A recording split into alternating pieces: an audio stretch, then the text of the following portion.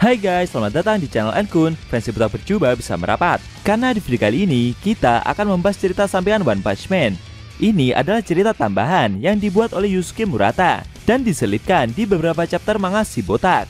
Meski ini cuma cerita tambahan aja, tapi alur ceritanya dibuat nyambung juga guys sama manga seriesnya. Lebih tepatnya, kita akan mereview manga One Punch Man Extra 12 chapter 67,5 yang bersumber dari forum Reddit atau website Chubarimoy. Buat kalian yang berharap cerita ini diangkat jadi anime, sepertinya impian itu harus dikubur dalam-dalam. Kecuali kalau Yusuke Murata bikin project baru sama mangakawan.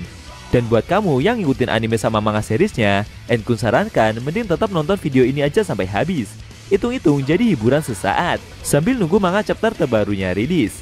Nah, di Extra 12 chapter 67,5 ini menceritakan King yang dijebak dan dikepung oleh komplotan pembunuh bayaran.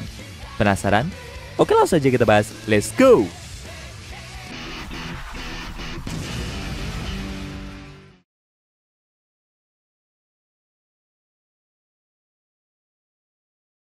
Di awal scene, kita diperlihatkan sebuah kafe yang berada di pinggir kota. Di sana ada seseorang yang sedang mengetik naskah menggunakan laptopnya, dan dia juga memesan kentang goreng untuk cemilan. Tidak jauh dari posisi duduk orang tersebut ada seorang pria berkacamata yang membaca koran dan sedang mengawasinya. Menurutnya, orang yang dia pantau itu seperti sedang mengetik email selama berada di dalam kafe ini, atau mungkin dia sedang melakukan sesuatu. Ternyata yang dipantau itu adalah King, sang pahlawan kelas S.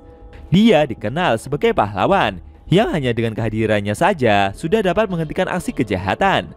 Sebenarnya tidak banyak orang jahat yang mencoba menantangnya. Karena itulah klien mereka tidak terlalu senang akan fakta tersebut. Ini adalah pertama kalinya mereka menerima uang yang begitu banyak. Mereka bergerak sebagai pembunuh bayaran. Tidak peduli itu adalah pahlawan pro atau tidak, mereka dengan hati-hati akan tetap mengepung target dan menghabisinya dengan profesional. Demi memastikan agar tidak ada orang lain yang memasuki tempat ini, mereka mempersiapkan bodyguard untuk menjaga pintu keluar. Semua itu mereka lakukan agar pekerjaan komplotan mereka ini bisa berjalan dengan lancar. Ternyata di dalam kafe itu, King telah dijebak dan diawasi oleh seluruh anggota pembunuh bayaran guys. Tapi King sendiri tidak sadar akan itu semua. Selesai mengetik cukup lama, dia berkata, jika sepertinya teman-teman mereka telah berkumpul semua di sini. Menurutnya mereka telah gagal. Tidak peduli seberapa banyak waktu yang telah mereka coba, hasilnya akan tetap sama saja. Mendengar perkataan itu membuat kelima pembunuh bayaran tersebut cukup kaget. King terdiam sesaat, lalu dia kembali berkata, jika mencoba melawan kekuatannya ini adalah sia-sia belaka. Apakah King menyadari kalau dia telah dikepung? Tidak ada yang tahu pastinya seperti apa. Pembunuh yang berkacamata berpikir, apakah pahlawan itu menyadari keberadaan mereka? Apa maksud perkataannya tadi?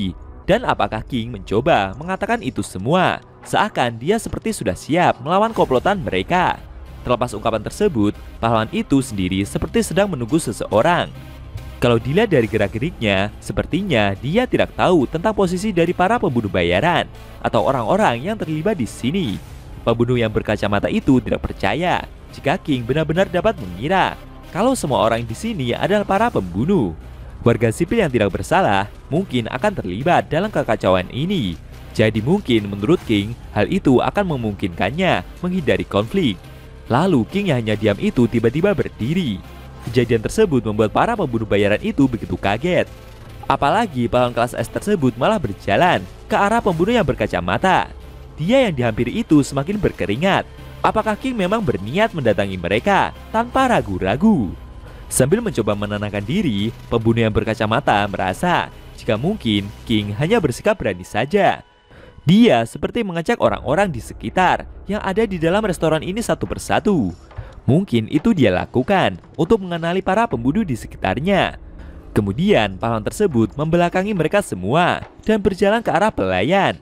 Sambil mengeluarkan sebilah pisau dari dalam koran, pembunuh yang berkacamata merasa jika King telah membuat posisinya menjadi rentan.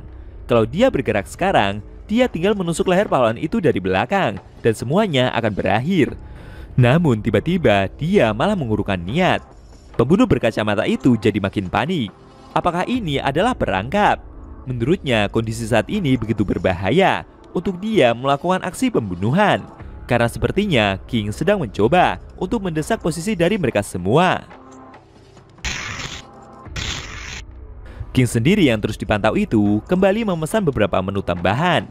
Melihat pelayan tersebut yang pergi ke ruang belakang membuat mereka bertanya-tanya, apakah itu memang sengaja dia lakukan agar membuat pelayan itu masuk supaya bisa berlindung.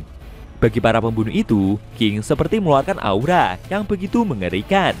Dia seperti bersiap mencegat mereka semua. Salah satu pembunuh yang berambut panjang mencoba meyakinkan diri untuk segera maju. Menurutnya, para rekannya yang lain seperti terlihat ketakutan dengan aksi yang pahlawan itu perbuat. Pembunuh berambut panjang berencana untuk maju dan menutup jarak. Jika mereka bisa mengalahkan King, maka mereka akan masuk ke dalam kelompok yang dikategorikan sebagai pembunuh terbaik. Akan tetapi ketika dia bersiap untuk menyergap pahlawan itu, secara mengejutkan, King sudah berdiri di hadapannya. Kejadian itu membuat pembunuh berambut panjang tersebut jadi sangat ketakutan. Sejak kapan orang ini menghampirinya? King sendiri yang terus memandang pembunuh itu mengeluarkan suara King Engine-nya juga guys. Tentu saja kejadian tersebut membuat mental dari pembunuh berambut panjang jadi makin menciut. Dia merasa jika kondisinya ini begitu buruk dan hal itu membuatnya jadi merinding ketakutan. Dalam hatinya sendiri, King yang mau lewat itu jadi bingung. Kenapa orang ini menutupi jalannya? Karena dia ingin sekali pergi ke toilet. Apakah pria ini bisa menyingkir atau orang ini adalah penggemarnya? Menurut King, jika identitasnya yang sebenarnya ketahuan di tempat seperti ini, itu mungkin akan membuatnya kesulitan untuk bisa pergi. Karena sebenarnya pahlawan tersebut tidak ingin identitasnya ketahuan, meskipun sedang keluar untuk jalan-jalan sekalipun. Lalu kemudian pembunuh tersebut berencana untuk mengeluarkan senjatanya demi menyudutkan King. Tapi pahlawan tersebut mengira jika pria itu seperti mau mengeluarkan buku memo dan spidol untuk meminta tanda tangannya. Menurutnya, jika dia memberikan tanda tangan kepada penggemarnya ini, maka para customer yang lain pasti akan jadi notice dengan keberadaannya dan pasti penyamarannya akan ketahuan. Dengan cepat, King pun segera menahan aksi yang pria berambut panjang itu lakukan, sambil meminta agar pria itu untuk berpura-pura tidak pernah melihatnya. Kejadian tersebut membuat rekan pembunuh bayarannya memakai topi di belakangnya jadi ikutan berhenti juga guys. King berkomentar jika dia bisa merasakan gairah dari mereka, tapi dia juga tidak bisa mendorong mereka untuk tidak mengambil tindakan. Dan menurutnya lebih baik mereka menyimpan itu untuk diri mereka sendiri. Lalu sambil melepas kacamatanya, King mengaku jika kedatangannya ke sini adalah untuk waktu pribadinya. Maka dari itu, dia tidak berniat untuk melakukan hal yang mereka inginkan. Simpelnya, dia meminta mereka untuk menyingkir saja dari jalan ini. Sambil mengeluarkan suara King Engine yang semakin keras, pahlawan itu menambahkan jika tugasnya adalah memusnahkan para monster, dan dia di sini bukan untuk berurusan dengan mereka.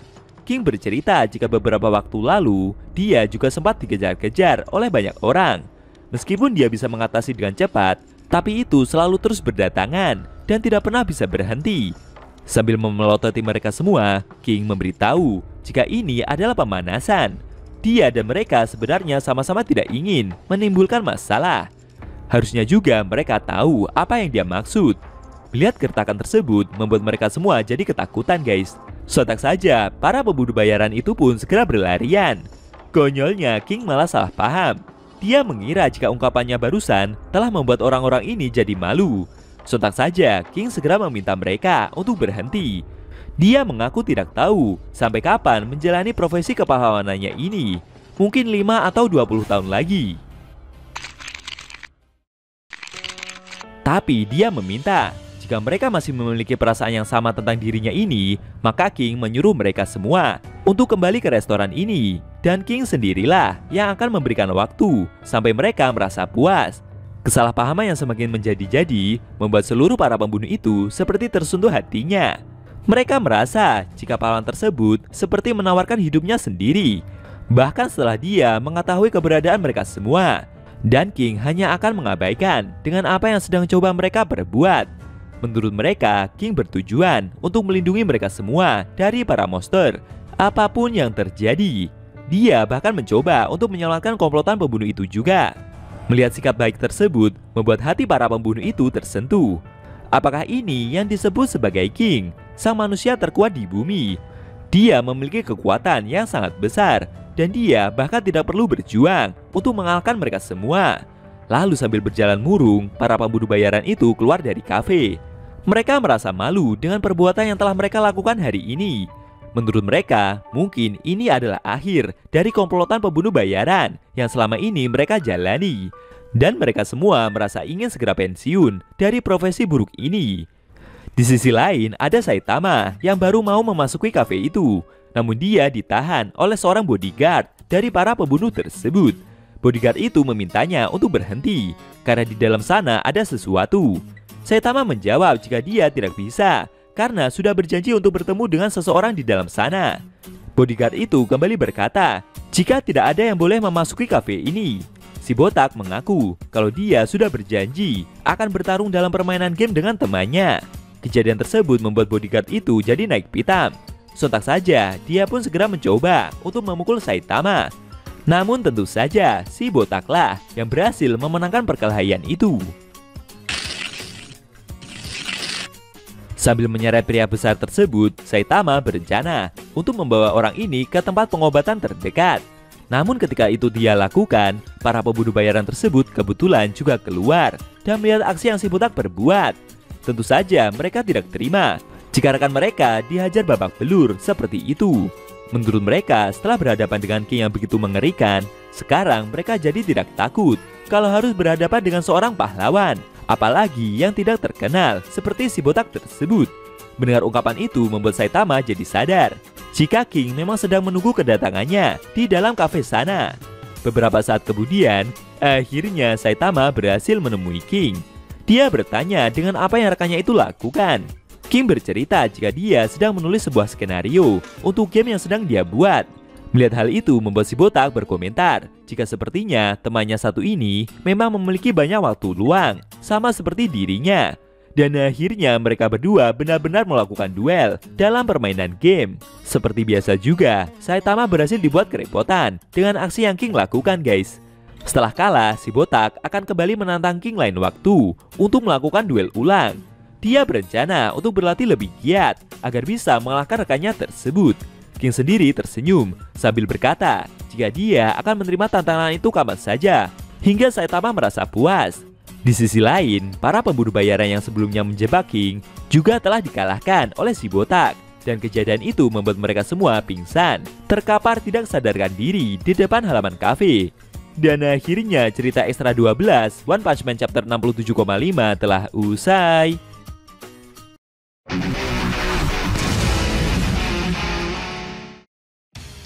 Oke guys, itu tadi review Extra 12 manga One Punch Man versi Murata chapter 67,5, yaitu intinya memperlihatkan Saitama yang menghajar para pembunuh bayaran yang sebelumnya mengintai King ketika berada di dalam suatu kafe.